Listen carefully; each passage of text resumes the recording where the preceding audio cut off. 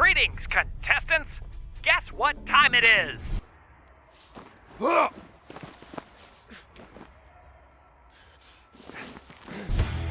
Do you see any clues in these images?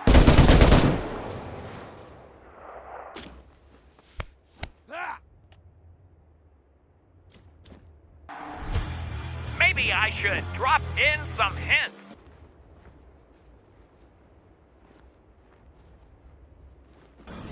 The Culling 2, coming to your screen ridiculously soon. Now, I know you love video games, and I asked the clerk which is the one every boy wants. You got me! Oh yeah!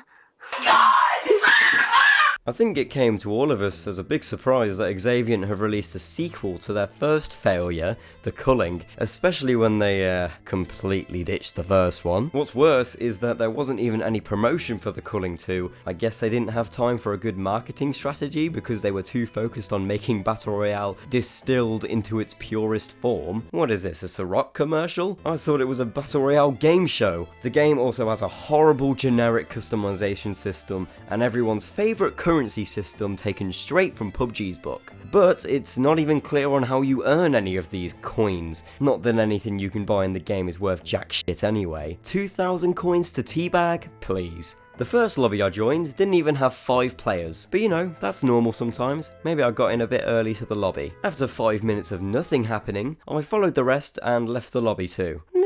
Maybe it was just the fact that the default server wasn't my own continent. Good design choice there. So I gave it a shot in the EU server. Wow, nice! This one's just about hit double digits. The only way is up, right? Right?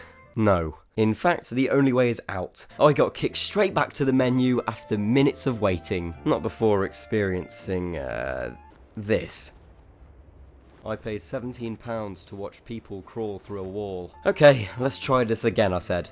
Third time lucky. I decided to endure the wait and hope a match would start, but once again, after another 5 minutes of walking around doing nothing, everyone disconnected. I'd expect this from a game that was from a free-to-play indie dev, but not from a £17 sequel. How is this company going to say that they have tuned online server performance when they can't even support less than a quarter of the amount of players supposed to be in a single match? Now, I wasn't going to let my purchase go to waste, so I gave it one last go by switching back to the default server. And rejoice! It only took a whole half an hour to finally get into a match, with 32 out of 50 possible players. Thank God they didn't go with 100 players. God, they make even 50 seem unattainable. The buildings in this game are the most boring and unimaginative I have ever seen. I only landed once and I felt like I've seen everything the map has to offer. If they can't even make a residential street look decent, I don't even want to waste my time with the rest. They couldn't even make the location names sound appealing. I'm not sure if I'm comfortable asking a teammate to meet me at Stinking Hollow. The loot I found was just generic too.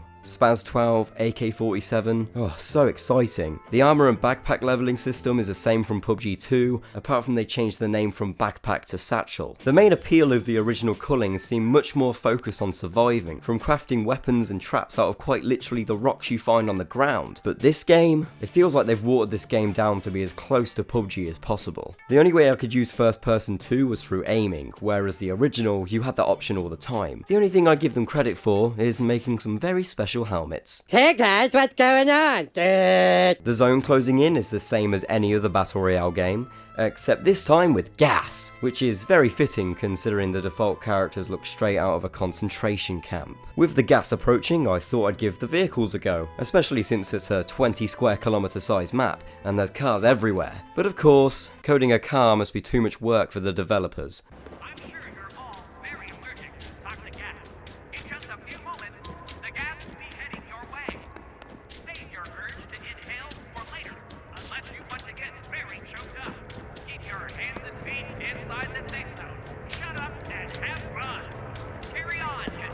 The commentator gimmick was in the first Culling game, and it was done pretty decent in my opinion. You just beat that contestant to death! You are a killer! Killer! But in this one, he just doesn't shut up. In the original, it made much more sense because he was commentating on a game show you were taking part in. Even though the theme is still here, it's stripped down a lot. If you look at both games' descriptions, you can see clearly how different the approaches are. Yes, the commentator is a cool change from other Battle Royale games, and I get it's trying to be immersive for the game show storyline, but personally, I think it'd be nice to have the option to turn his volume down. But the audio options only offer a master volume scroller. Nothing else. These are simple things that should be in every game by default. Speaking of settings, the mouse sensitivity on this game is a bit naff too, but thank God I can change every single scope sight in the game. Also, I don't know if this is because of the terrible servers, but while I was firing my weapon, the mouse clicks were taking like half a second to register in game, making it impossible to have any sense of accuracy. All ballistics have been carefully tuned my ass. Because of the lag and dodgy controls, I tried switching to my shotgun to take out this enemy. Word of advice, don't use the mouse scroll, it doesn't work very well. Actually, no. Here's some better advice. Don't buy this game.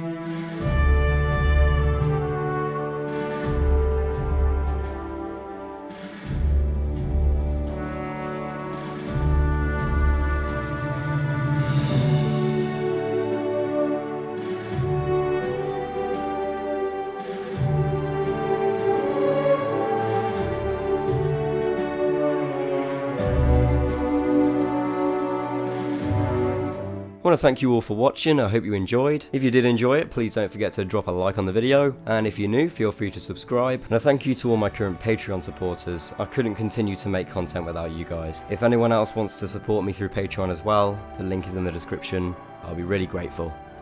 Bye!